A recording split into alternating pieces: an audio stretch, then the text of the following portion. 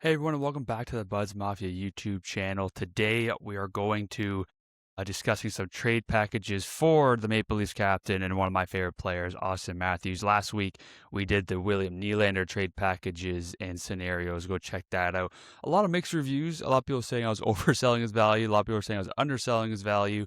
I kind of hovered it around that 3 first-round pick kind of territory. Obviously, in that terms of valuation. So a player could be worth a first-round pick. So, 3 worth of that player, and so on and so on. So a 3 first-round pick value. Matthews will be more than that. But again, input preference, I don't want any of these players to be traded. I love the Maple Leafs. I love this core. Obviously, I know changes have to be made. And media and everyone could be like, oh, like you're running them out. I like making trade packages. I think it's fun. And I'm not saying, again, this is a very likely scenario as well. Do I want it to happen? No. He's been the face of our franchise for a long time. But let's discuss some possible trade scenarios that work best for him. The teams that are trading for him, like teams that actually need a center, need a franchise-altering trade. And the Leafs need some assets. Can't go full rebuild, but obviously need to gain some assets, some young players, and some players that can fit into the future of Toronto. Let's get to it. Before we get into it, please comment, like, subscribe on my YouTube channel. We're trying to get to, right now we're trying to get to 500 subscribers for people who are known YouTubers and are in the YouTube space as well. That getting to 500, you kind of unlock some more tools and everything for monetization, ads, everything like that. So please comment, like, subscribe, as well as we are now at brand ambassadors for Rogue Energy. I don't use the energy product, but I love the hydration. Runner, I did the Toronto Marathon last month, or at least this month. Go check out their product. You can see the product below. We have 10% discount, Buds Mafia promo code at BUDSMAFIA. Get your hydration, energy, chill. Like I said, I like using the hydration. I like the zero sugar, zero calorie, stuff like that. But use your promo code. Get your product today, and let's get into the video. Tavares coming out, sends it in a goal. They score! They score! Holy mackerel, they score! Morgan Riley! Mo Riley! The Leafs have won it! They're going to the second round! Gonna run for it, he got it! And there he goes! Inside the 10, the 5! Oh, the play of the year in the NFL!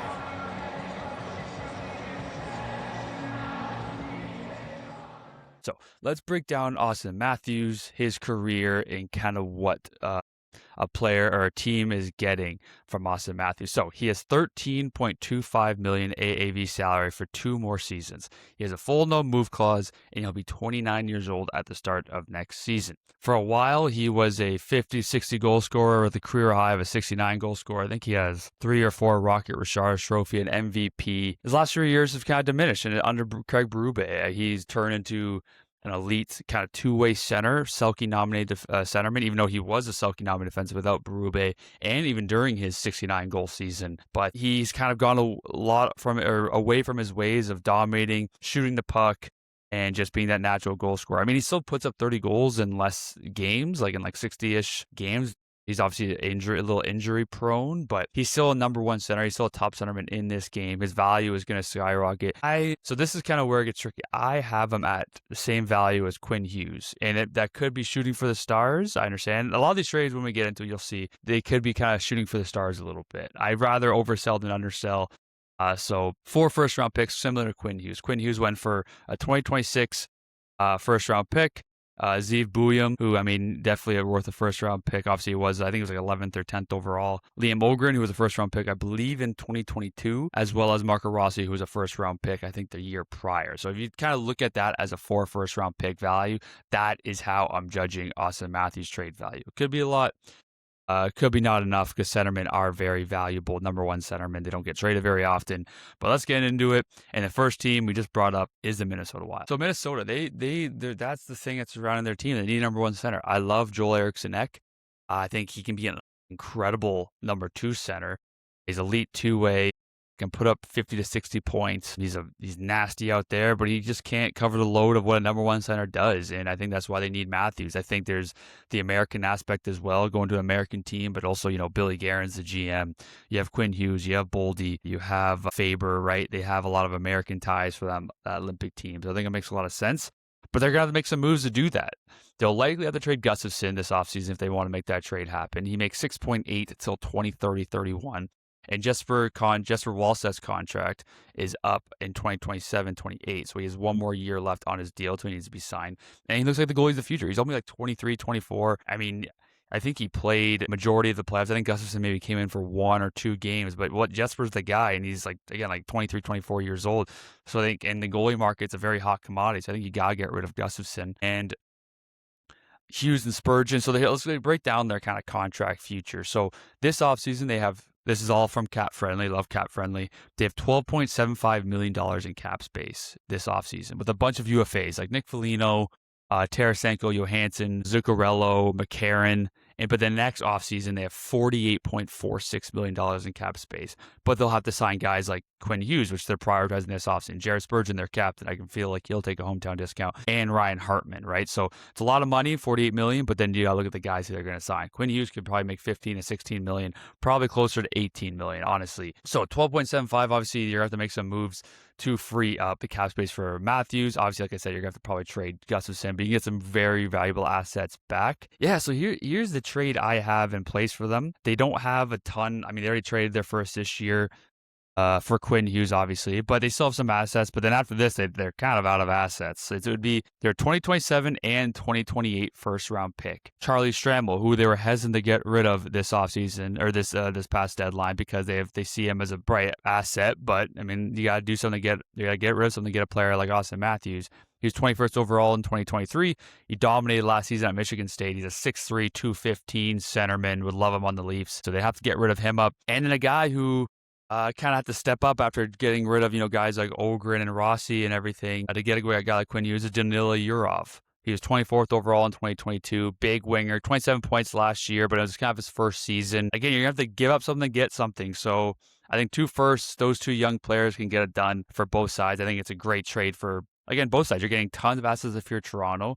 Maybe not players who can step in right away and dominate, but some good assets. And Minnesota, you get what you've needed for a long time, number 1 center. And obviously, you're going to sign Quinn Hughes at $18 million, and if you want to re-sign Matthews, it could be more than that. But they can figure out along the way. They have cap space.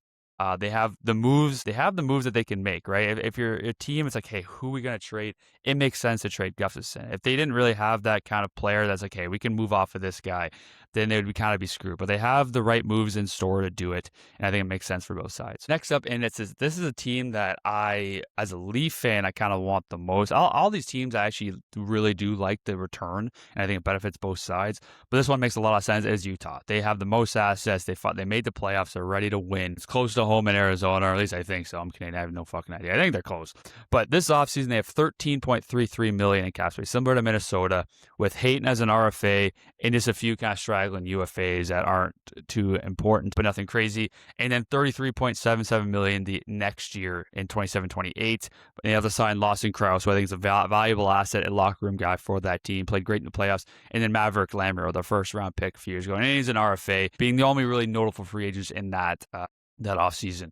So here's the trade package. Again, I think, in terms of the trade, I think it makes a ton of sense. Again, he's best friends with Clayton Keller. They're looking to make a big time move. They don't care about picks anymore. They kept their pick from this year. They traded, I don't know how many second round picks for Mackenzie Weegar. I think it was 3. So I got a 2026 first for the first this season, or this offseason, 2027 first, one of both, unless I'll talk about that, one of Tej Iginla or Caleb Desnoyers.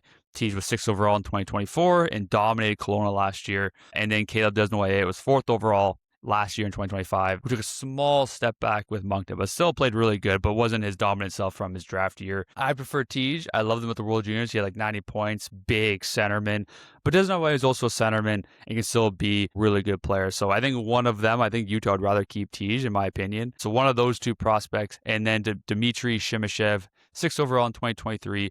Got his feet wet in the NHL last season with like 28 games. He made like 1 point, but he got his feet wet. He dominated the AHL in Tucson. I don't know how you say it. He's just a smooth skating, big D man. I think he's like 6'2", 6'3". The points will come, but can break the puck out. He's physical and a great skater. So again, 2 firsts, one of Teaser, Caleb Desnoyers, and then Dmitry Simashev. Again, you have Logan Cooley, that dynamic offensive centerman who looked great in the playoffs. Then you can come in and bring a guy like Matthews, big 2-way centerman, and maybe doesn't rely too much on his goal scoring. Obviously, he can still put the puck in the net. Then you have great wingers, like I said, like Peterka, Keller, Gunther, Schmaltz, right? So they have cap space. They're going to have to get rid of maybe Hayton, excuse me. I don't know if they can bring him back, or maybe keep him as a third line center. I mean, I love him on Toronto as well. Maybe throw him in that package as well if you remove maybe a first or something like that. But yeah, I definitely can see it going to Utah. Utah makes a ton of sense to me. Next up, I have the Anaheim Ducks. And I just saw a notification recently that Anaheim would be one of the teams that would make a lot of sense for Matthews. So they have a ton of cap space this offseason and next, but they got a lot of decisions to make. So they have $38.77 million in cap space this offseason, right? But then you have Cutter Gauthier, who's an RFA, Leo Carlsson, who's an RFA, Zellweger, RFA, Mintyukov, RFA. Then UFAs, you have basically your whole decor with John Carlson, Radko Gudas, and Jacob Trouba. And then the next offseason, you have just shy of $70 million in cap space with 67.73, with Kreider, Killorn, and Ville Husso off the book. So that's a lot of money. So you got to assume Cutter and Leo, like you can say a bare minimum, that's $20 million. Bare minimum, probably closer to 25 if you're thinking of both like $12.5 million deals. Well, let's say 25 to be safe. So it brings you to cap space to $13 million. Likely Zellweger moves on. I think they can trade him. I don't think he fits there anymore. John Carlson, I know they'd like to bring back. Mintyukov probably get on a bridge deal, but I can see his rights being traded. John Carlson, they'd like to bring back, like I said, Gudas, Trouba, and like you can bring these guys pretty cheap. Like Carlson, Gudas, Trouba, if you want to bring them back, you can probably bring them back in pretty cheap deals. Maybe not Carlson, but Gudas and Trouba. And Kreider and Killorn, you're going to say see ya too, right? So, but also to free up some cap space more for Matthews. Again, for centermen, you have Carlson and Matthews. That's a scary 1-2. Then you can figure out your depth along the way. You have Troy Terry on the wing, Cutter Gauthier on the wing, right? So you need some more wingers. But I think down the middle, you're pretty much set with those two guys. But the trade package is here. A guy who I included in the William Nylander trade package was Mason McTavish, 5 more years at $7 million AAV, so it's $7 million more off the books. Still only 23, would love a center back in this trade. Down year, 40 points in like 76, 75 games, was scratched at times, but I love his game. I just think he needs maybe a change of scenery or can still get it done in Anaheim, but he's a bulldog. I've always liked him since World Juniors. He's a high pick, like his motor, like his competitiveness. Is he number one center? No, but I would love to bring him out as an asset to Toronto. And then their 2027 first, because they don't have their first this year because they traded it for John Carlson. And then the signing rights, so the RFA rights, either Zellweger or Mintyukov. I don't really have too much of a preference. I think they're more likely to move off Zellweger. Smooth skating defense, we love it on Toronto, so McTavish, the signing rights to Zellweger or Mintyukov, and then their next year first and 2027. Next one, and this one has been around for a while, these rumors, just because of the bright lights. LA, I've been hearing about LA for a long time, ever since, even before his most recent contract at 13.251. But so they have $18 million in cap space this offseason because obviously Kopitar retired.